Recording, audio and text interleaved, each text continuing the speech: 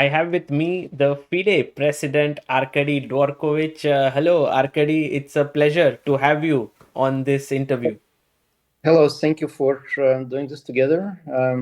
It's a good opportunity to talk about the development of chess around the world and some of the latest events as well, and of course plans for the future.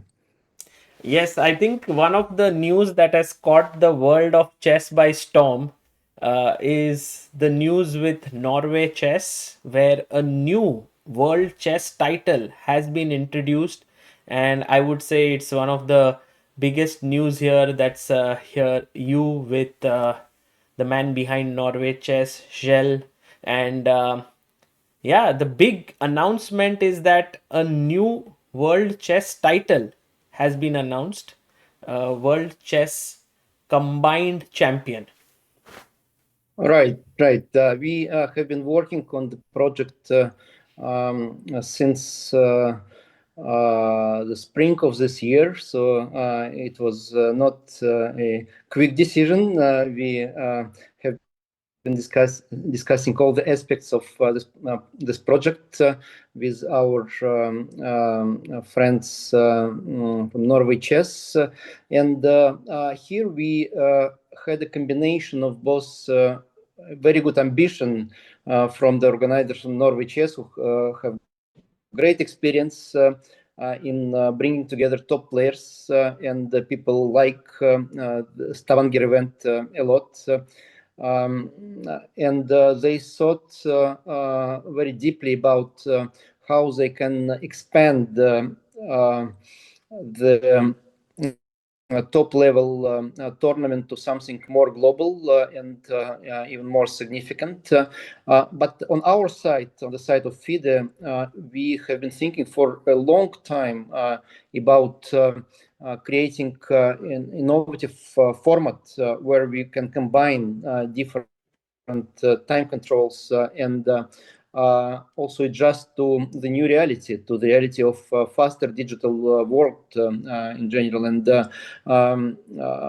high interest in chess, both classical and rapid and blitz, so all kinds of formats.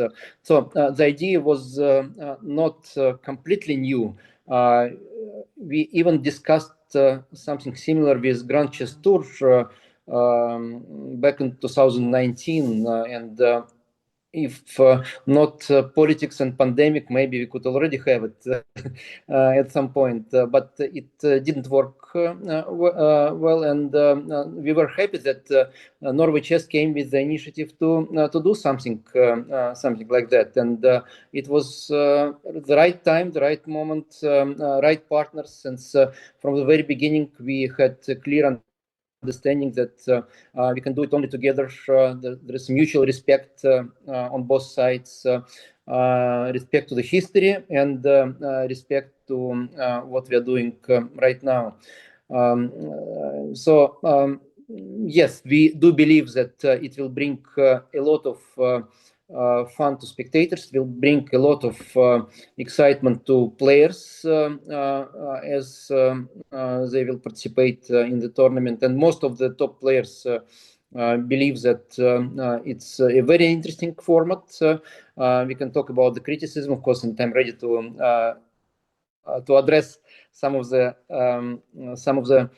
concerns that some players raised. But I do believe it's very timely, and in our faster world, we can combine those things together. One important thing, we still believe that the classical world champion and the classical title is the most important one, and here we do not have any disagreements with our partners, but we do believe as well that it's the right time to increase the importance of other formats as well, and this combined title can show the universal nature of chess and how different players can do well in different time time controls. It's going to be fun, I believe. Yeah, I mean, so many things to speak about on this front only. I wanted to first just tell our viewers who are not aware of this announcement what are the main points. It's basically a brand new World Championship format organized by Norway Chess and has been officially approved by FIDE. And there will be three disciplines: fast, classic, rapid, blitz. The winner will be crowned as the FIDE World Combined Champion, and the tour will consist of four tournaments per year in various global cities with a minimum annual prize pool of $2.7 million, with $750,000 per event for first three and $450,000 for the finals. And the first event is planned for 2026, which is a pilot event, and the full championship will happen in 27. uh, One of the big questions that is there in the mind of a chess fan like me is, where does this title stand? As you rightly said, like the classic title, the FIDE World Classical Chess Champion is at the top, but you also have the World Blitz and World Rapid Champion, and this one is kind of combining all three. As someone who has planned this, do you put it at number two place? Do you put it at number four place? Where does it come? Well, yeah, only life will show what is the right answer. Nobody knows what is a correct answer.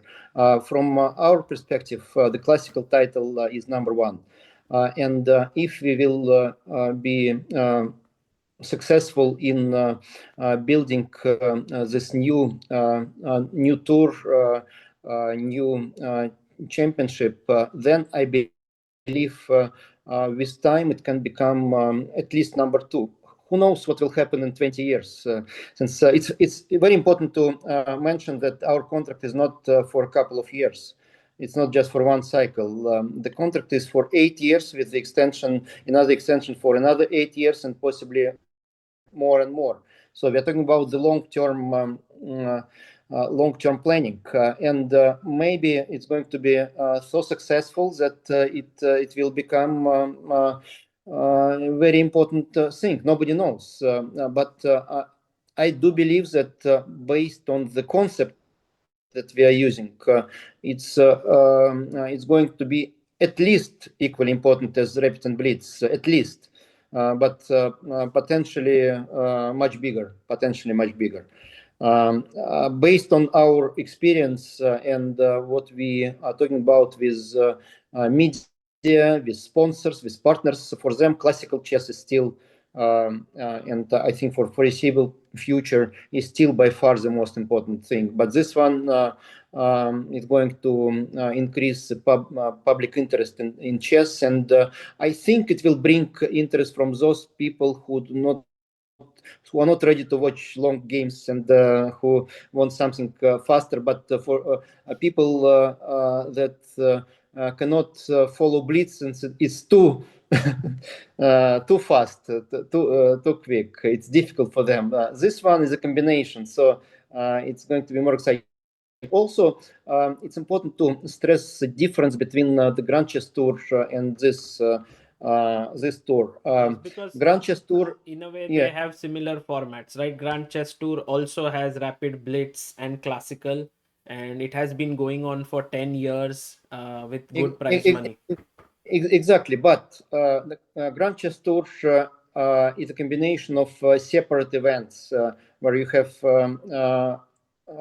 classical chess in two locations, you have Rapid and Blitz chess in other locations, and then you combine the points. Here, in each event, you have the combination of fast classic, Rapid and Blitz, and in each event you have to risk. You have to risk to go on top. You cannot make lots of draws to achieve the result. You have to play, and that is what is exciting.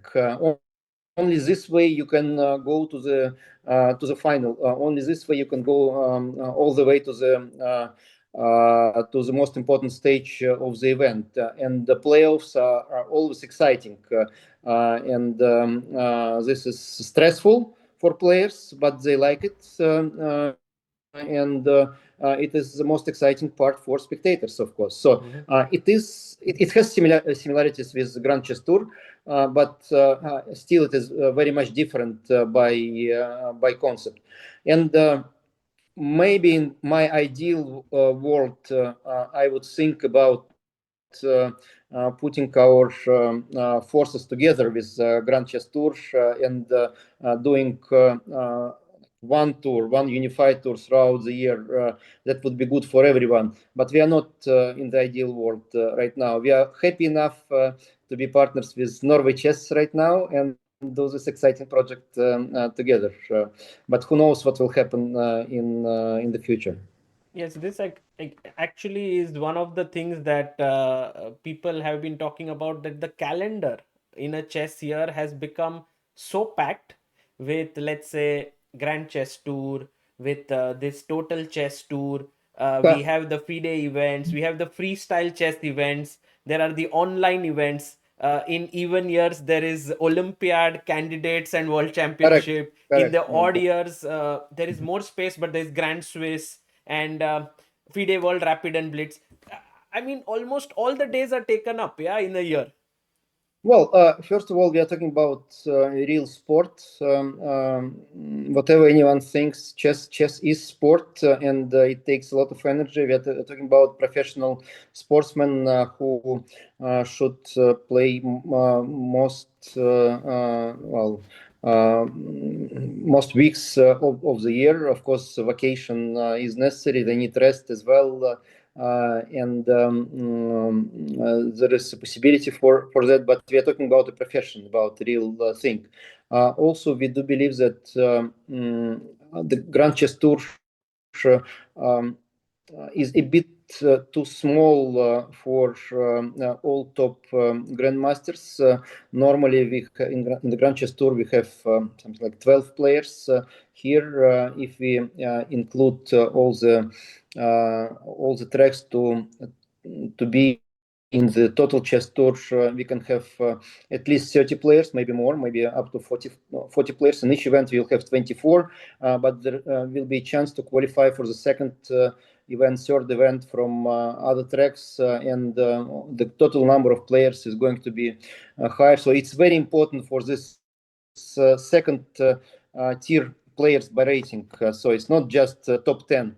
We are talking about top 30, top 40, and that's a very good advantage of the tour. Regarding the calendar, of course, we are planning carefully not to overlap with any other events. But I think for any player, World Championships are the most important things anyway. And while Grand Chess Tour is an excellent tour, we like it. I think it needs some refreshment, and I hope our colleagues will think about some innovations and bringing more excitement. But anyway, it's an excellent event with top players, but it's not the World Championship. And people do want to become world champions, most of them at least. Some of them only classicals, some of them in other formats. So we will see again. In the ideal world, we should have agreements with all top events, and like in tennis, to put them in a kind of universal tour where every top event will count, but it's not going to be an overnight decision. It requires a lot of thinking and a lot of discussions to come to this point. Also, time controls are different across all events, so it's another thing that we should discuss with all interested parties. Of course, I hope that at some point we will come to universal time control, and players will not need to to look every time into the regulations to understand which time controls they're playing now. After a week at a different location, they come to the next one and they have to find out what the time control is. That's crazy, of course. So I hope that we will come to more or less uniform time control over time. Yes, talking about time controls, here we see that there was a tweet by CEO of FIDE, Emil Sutovsky, who said two players from the new championship actually qualify to the candidates. And if this is going to happen, then basically you have this classic, fast classic, then we have the rapid and blitz, and the candidates will be like the long classic time control. And so this has been one of the contention that how Yeah, can. yeah, that's a bit unusual. Yes, certainly, well, certainly I can accept the criticism in this part. But honestly, when we are talking about, for instance, World Cup, we can see that lots of matches, maybe 50%. Certainly not less than 40% end up with tie breaks.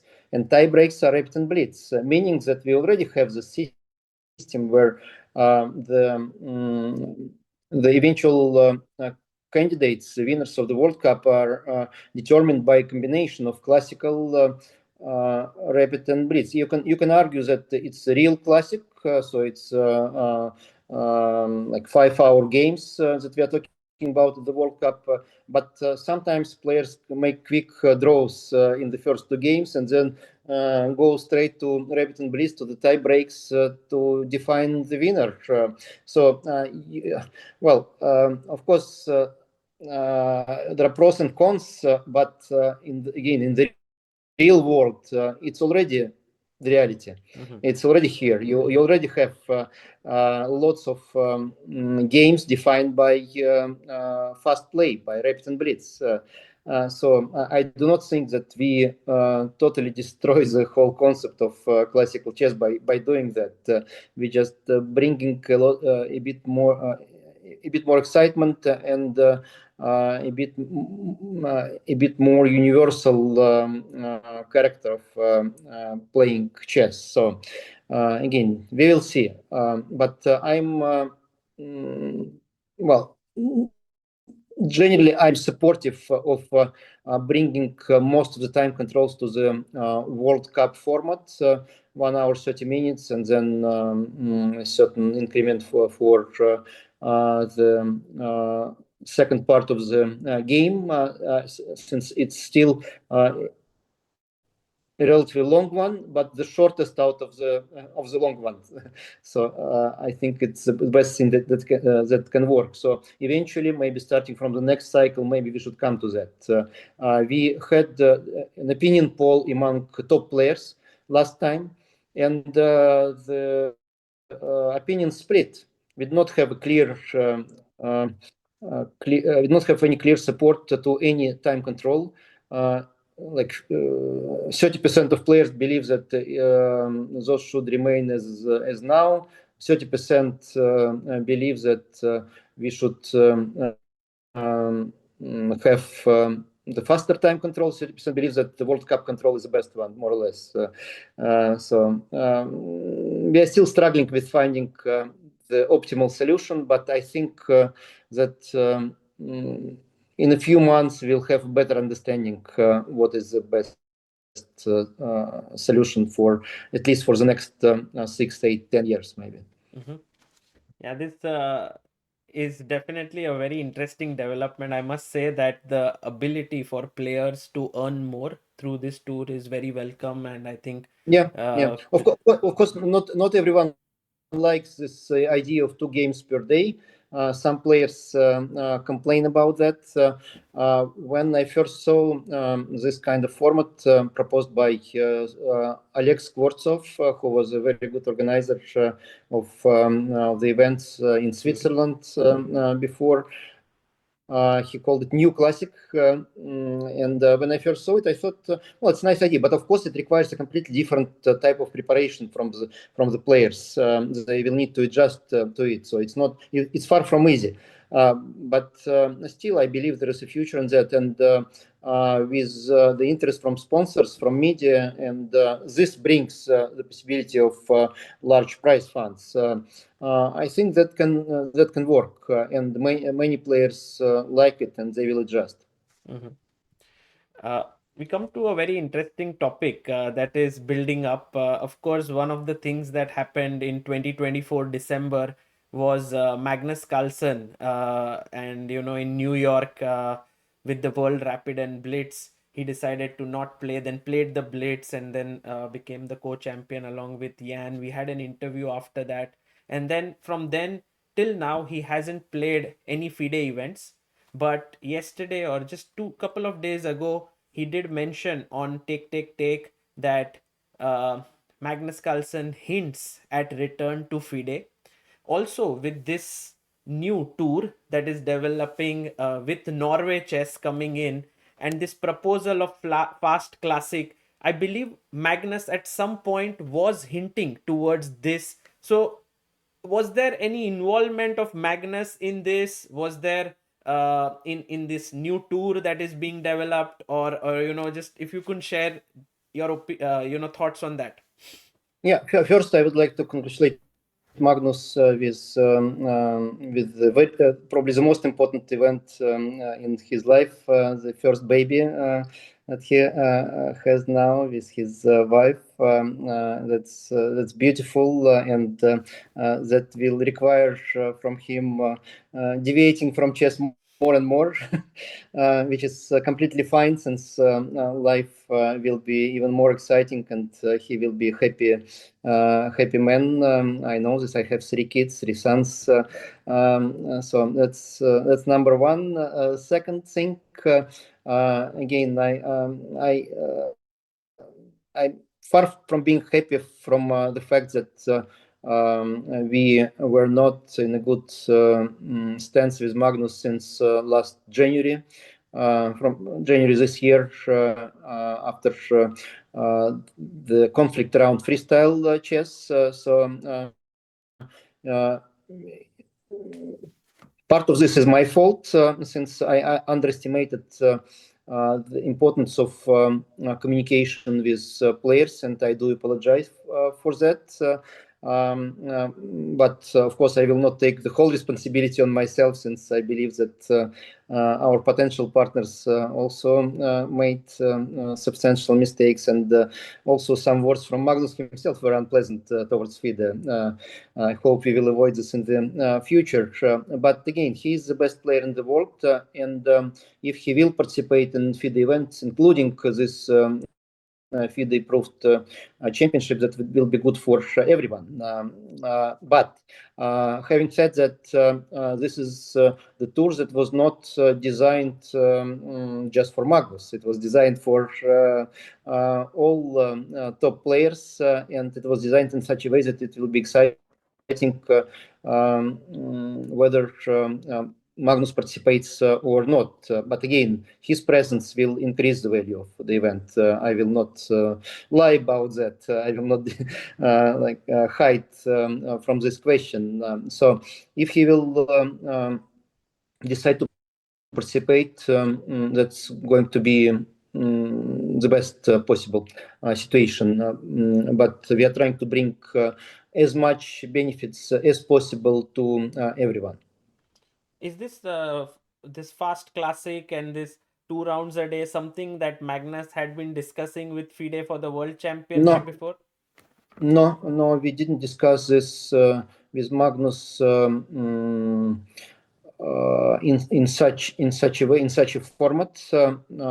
We had a conversation, but at an expert level. He didn't ask for anything. He didn't suggest anything specific. It was a long time ago. We had just a nice discussion about possible formats for candidates for the World Championship, and there were many ideas on the table. But again, it was not. This conversation was not about his intention to participate or not to participate, depending on the format.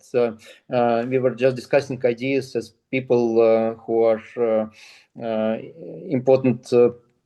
important players of the chess world.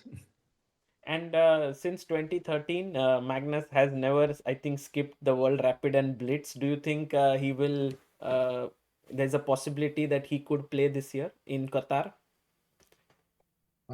It's up to him. There's always a chance. Again, for me, if I would be him, my priority would be still the family. So if it is good enough for his family that he will participate in the World President Blitz, that would be wonderful news for everyone. And you did mention about freestyle chess. In 2025, the entire tour will come to an end. 1 year of it. 2026 could be the start of another tour. How do you see the relationships next year with freestyle chess tour with FIDE? Well, basically, we didn't have any contact with organizers of freestyle tour until very recently. We exchanged a couple of messages with Jan Henrik Butner recently after our announcement, actually, as he also welcomed the news.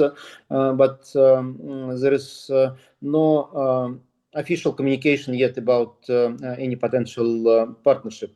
Again, I was always open to the partnership. I was always open to respectful relationships and doing things together. So if at some point we will come to that point, anything is possible. I never wished any bad luck to people who try to do something exciting for the chess world, for chess players. So any success would be the success of our chess family, and that's good enough for me. If we will do it together in the end, that would be even better. How do you see this freestyle Fischer random chess 960 as a format? Because we recently also saw Vishy Anand and Kasparov playing Yeah, insanely. I think for top players, it's real fun. It's exciting. Since they can relax from studying long variations in standard openings and rely on creativity and intuition, things like that. But for 99%, even 99.9% of players, classical chess is still exciting enough. They don't need to go in Fischer random variations or 960 variations. So for me, as a spectator, still classical chess is by far more interesting. But I do understand top players who find freestyle or Fischer random chess as a very nice format. Coming to another big event that is going to happen in roughly few days from now. In fact, it's 30th October to 27th November. This is the FIDE World Cup that's coming to Goa, India. What is your feeling about this event? I mean, it's perhaps one of the most exciting ones, as there are 3 candidate spots left and all 3 will get decided from this. But on the other hand, it's 27 days. I think very rarely an event lasts for this long. What's your feelings? Also, it's happening in India. So how has it been working with the Indian Chess Yeah, Federation? first, it was a longer event.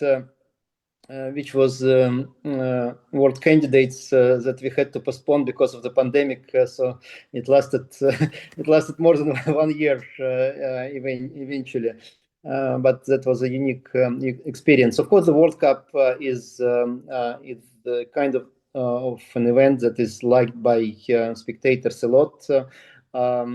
For since it's elimination game and anything can happen at any point in time. For players, it's really stressful, and I would not say it's random, since normally we still have top players winning this event. So it's not random. You have to be really good player to win the World Cup, and it's not by chance that Magnus was not able to win it until some moment, and only in Baku he eventually succeeded winning the event.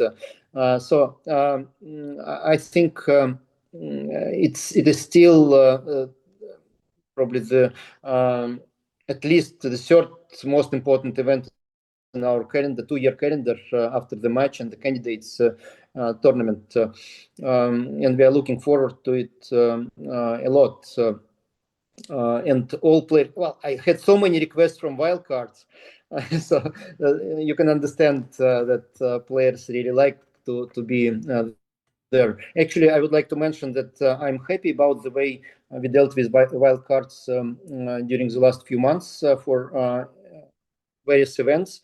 Of course, we always give some chances for very young players, which is normal since we can see their potential, and giving wild cards to them for Grand Swiss or World Cup or World Rapid Blitz is just showing that we are aware about the fast growth of those players, and we support them. Also, we give respect to veterans as a rule, and give some wildcards to them, even if by ratings they cannot qualify by some reason. But we started using competitive approach for wildcards, saying to players that if you won't play against each other, and the winner goes to the event. And it worked very well. So this time we had the match between the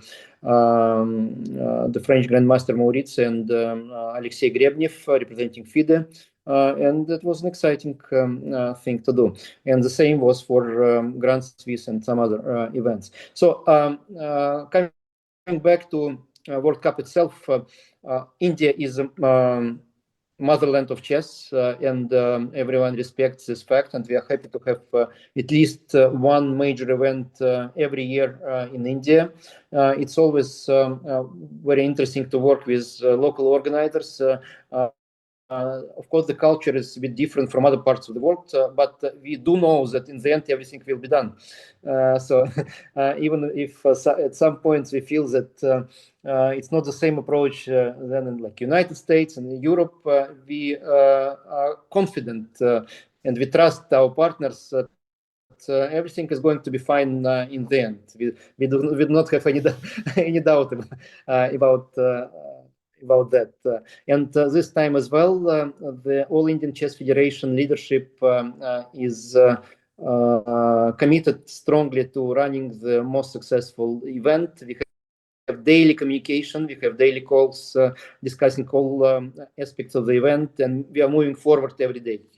We have the progress every day with the organization, and I do hope that players will be happy and spectators will be happy as well. And if there are any issues that anyone can see, we are ready to address any irregularity, any issues that can arise, since it's a big event and anything can happen, of course, but we are ready for fast reaction, for dealing fast with any issue.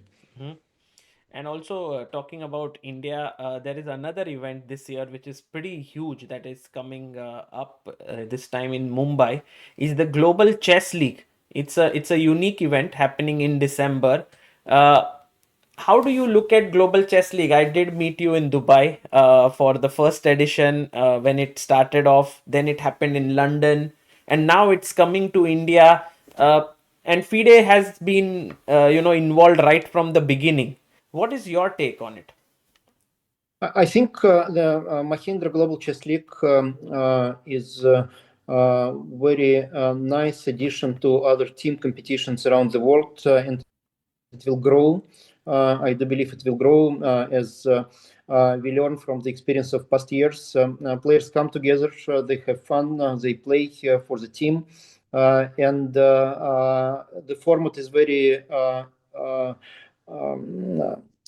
very much media like format. So for covering this in the media, it's the best possible format probably. And I know that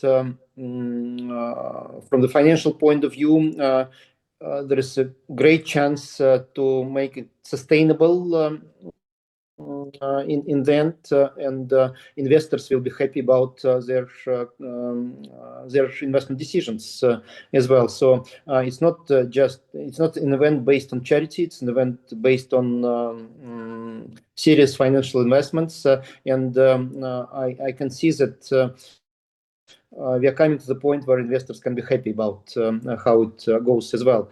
And again, for players, maybe it's not such a big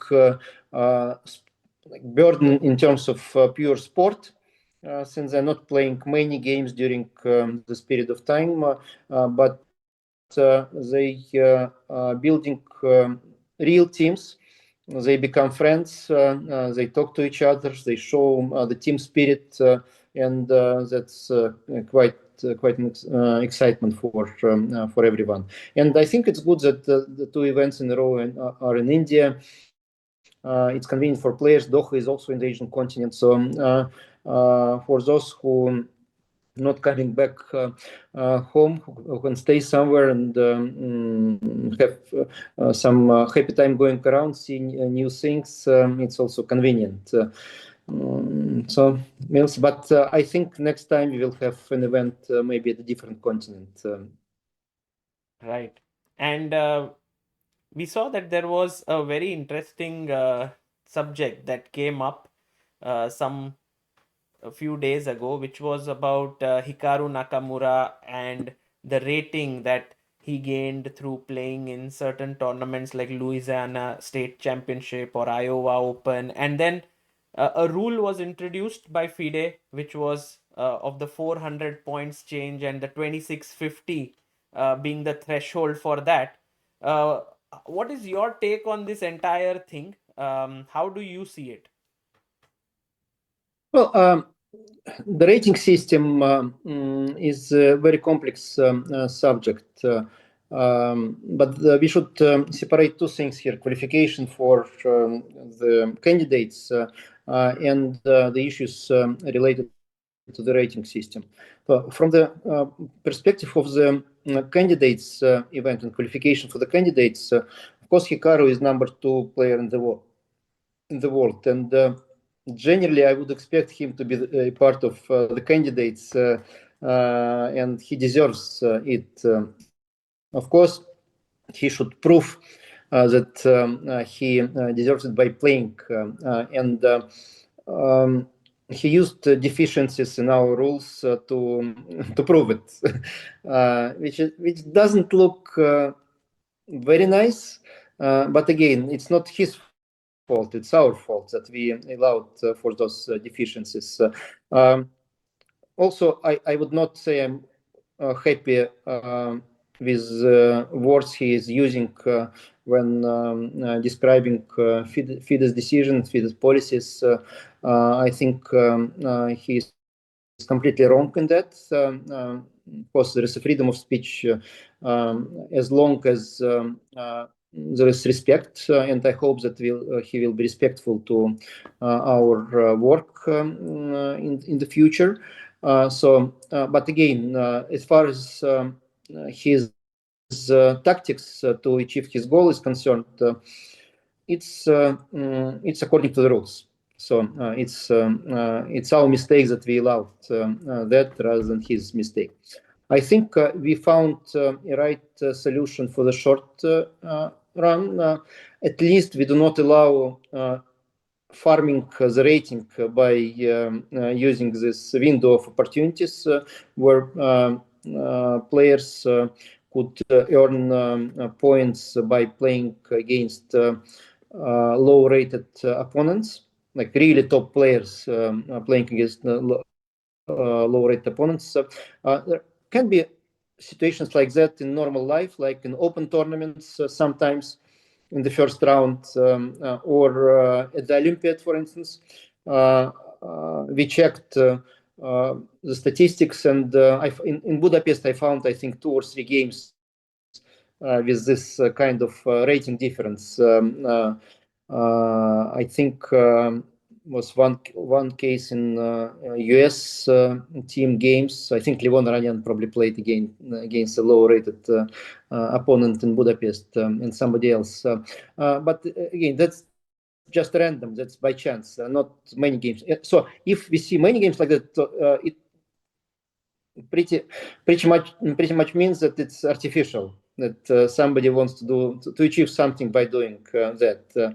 And I think for the short term, it's a good solution that we found. so we do not prevent him to qualify for the candidate, since it was never an intention to prevent him to qualify for the candidates, and he deserves it. But we do not want to see any farming of the rating when people like him are doing those things. For the long term, I think we need a more comprehensive solution. So we should think quite deeply about what we want to do, not just about farming the ratings, but also about the whole subject of inactivity, players being inactive, sitting on the ratings. And we did an opinion poll among players now. We are now collecting the results. So we will disclose some of the ideas very soon. We'll have a couple of council meetings before the end of the year. So we'll discuss this at the council level. So we do need to correct the rating framework to make sure that it's really representative of players' real strengths right now, not 5 years ago, not 10 years ago, but right now, when they are playing against the opponents of similar strengths. Who is better, who is worse, that should be determined by their games. And now it's not the case, unfortunately. So we need to find a solution. And this is such a complex system that everyone always says that, like, the changes have always so much discussion. It's so difficult to find a change which is kind of comprehensive, liked by everyone. It's extremely difficult. It's how extremely how does difficult. FIDE aim to achieve, like, what would you do so that at least majority of people would be. Well, normally what we do is, again, opinion polls among players, both top players and the wider audience. So at least we have hundreds of opinions, and we can see at least maybe 2 or 3 opinions that get most of the support. And in this case, at least we can choose between 2 or 3, not between dozens of different variations, which is easier. Then second thing we do is mathematical modeling to see how any kind of proposal can work in real life. We model this, we get results, and we can see what works, what doesn't work. And then we are trying, if it is possible, to test things in real life. Of course, sometimes it's really difficult. As far as the ratings are concerned, to have any test periods is not easy. For instance, for this for fast classic, for new classic, time control, we decided to allow to rate only a few events this year to see if people are happy, not happy, how it works. So not introducing this immediately to the whole spectrum of events. At least this allows us to avoid major dissent, major negative reaction to the revolutionary changes. So we will do it like that if it is possible. But again, when we ask players, normally there is no consensus at all. So people are split. So we should be careful about those things. But we can see from the opinions of the players now that most players are not happy about keeping inactive ratings in the system. People do want ratings to reflect the real strengths of players. Right. 2024 was 100 years of FIDE. 2025 was the year of social change in FIDE, social year. I believe 2026 is going to be the year of schools in chess in schools. But I wanted to first talk about 2025 specifically because there was an article put out with all these points for the social year agenda. Um, According to you, how has this panned out, and how has it been? Well, I think the most important thing we showed to the whole world, and we work together with the whole world, is that chess is a combination of sport and there are top-level events, professional sport, where there is a lot of energy being spent, and there is a media dimension, etc., etc. And chess has a social mission, where chess can actually improve the world itself, where chess doesn't take from the world, but gives to the world. And we are talking here about educational chess, chess for disabled people, chess for inmates in prisons, chess for refugees, chess in slums, etc., etc., etc., chess for elderly people. So all these dimensions were put to the front line, and I think people appreciated that a lot. And I'm talking both about people who were directly involved in the project, also the governments, which is very important, since if the governments will believe in this social mission of chess, if they will see it, then they will start supporting chess more and more, not just as a sport, since as a sport in most countries, still chess is not going to be number one, maybe outside of India, where chess is, as cricket is certainly top two tier. In other countries, chess is not going to be number one, but when governments in those countries start thinking about social dimension of chess, they think, oh, why not? Then that's interesting. Here we are not talking about medals. Here we are talking about society, about vulnerable people, about everyone. It's very much inclusive also. I think that from this perspective, the year was successful, and that doesn't mean that we will finish all the projects on the 31st of December. We will continue those projects, of course. It's just making sure that the announcement of the social year in chess was to bring more attention to that. So next year, yes, we discussed, and there is already an agreement that we are going to announce this as a year of educational chess. Chess in schools in particular. The announcement will come very soon, but the general idea is to bring attention of the governments around the world, chess federations, and private investors as well to this subject, to make sure they understand why chess is so important in the schools at early ages, where kids can acquire best possible skills through learning and playing chess. So I believe that will be another success story next year. Incredible. I have one final question. FIDE has always been investing in women's chess, and trying to push forward more tournaments and those happening.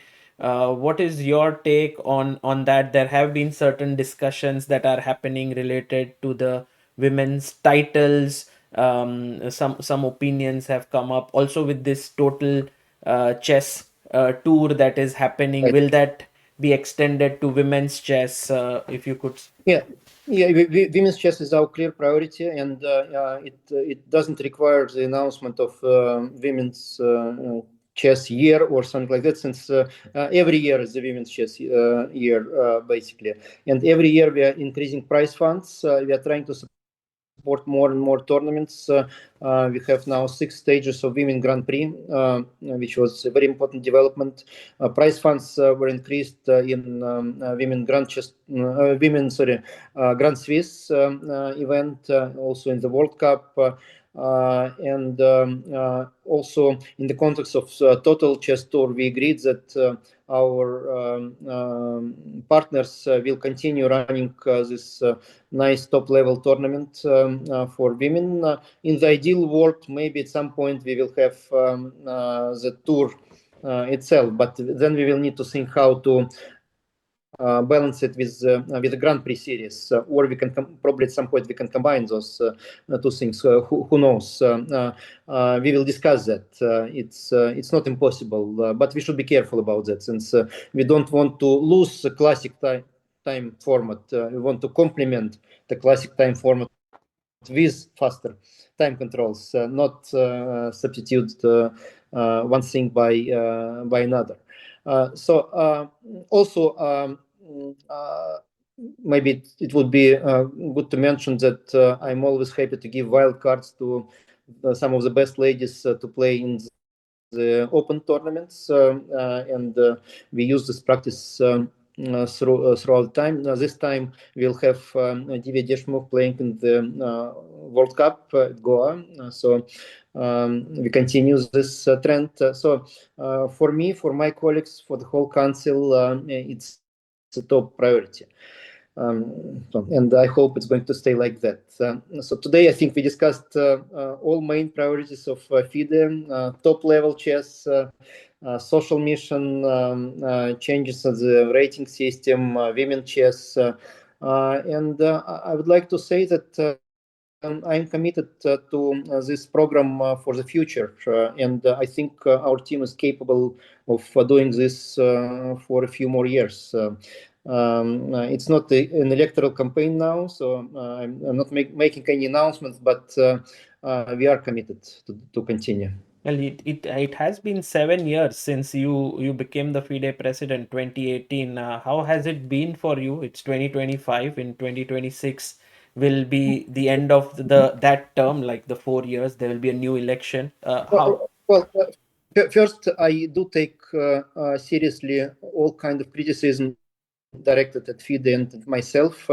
What I don't like is disrespectful behavior, but when somebody is criticizing us for not working good enough and doing not always doing right things, we are always trying to correct the situation, and I'm like that, and our team is like that. But what people cannot deny is that I'm really in love with chess.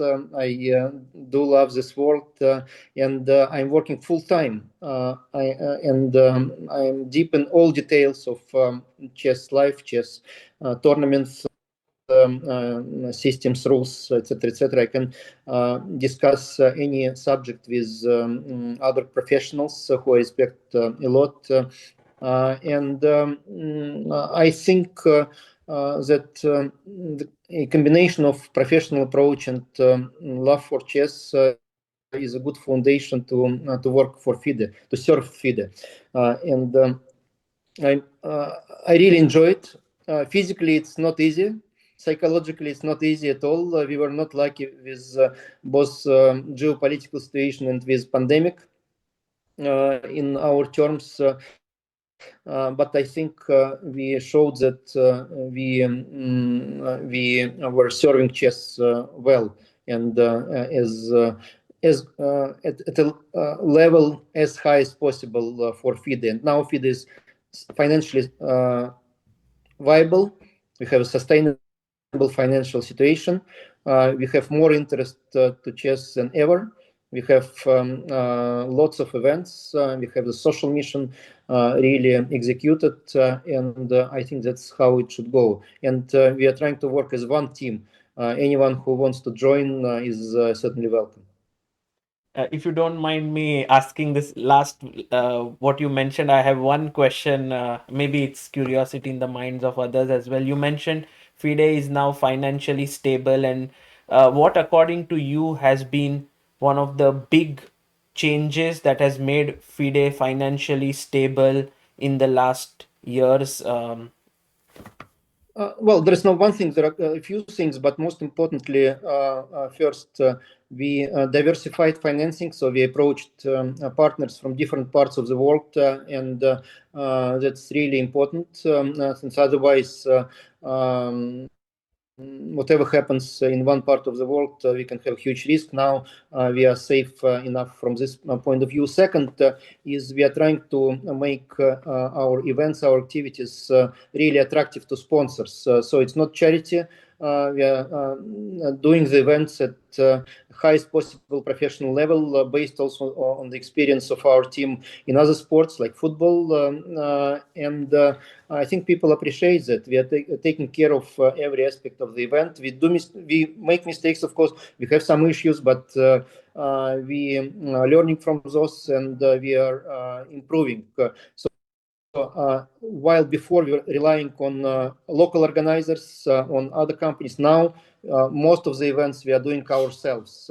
And this kind of control allowed us to consolidate financial resources and to gain from this for the benefit of the entire chess community. Well, Arkady, thank you so much. We spoke for nearly 55 minutes. So thank you for your time. And it was Thanks. truly Thank you, wonderful. Sagar. Yes. Yeah. Very good. Yeah. Thank you. See you soon. See you.